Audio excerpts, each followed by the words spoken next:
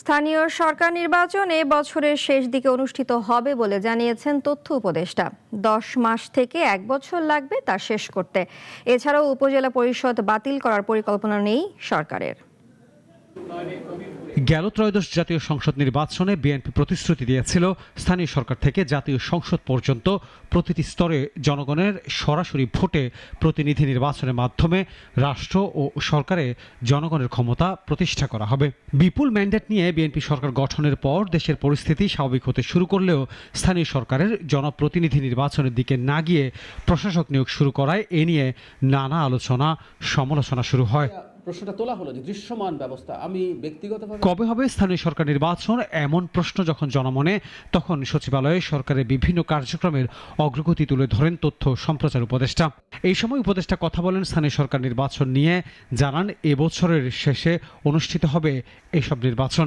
বলা হয়েছে যে নির্বাচনটা 10 মাস থেকে 1 বছর লাগবে শুরু হওয়ার পর, এবং নির্বাচন শুরু হবে এই বছরের শেষের দিকে। কিছু প্রস্তুতির প্রয়োজন আছে, সেটাও ইনফ্যাক্ট ওই মন্ত্রণালয় থেকে আগে জানানো হয়েছে। আর উপজেলা প্রসঙ্গে যদি বলি, উপজেলা বাতিল করে দেওয়ার কোনো সিদ্ধান্ত এই সরকার নেয়নি।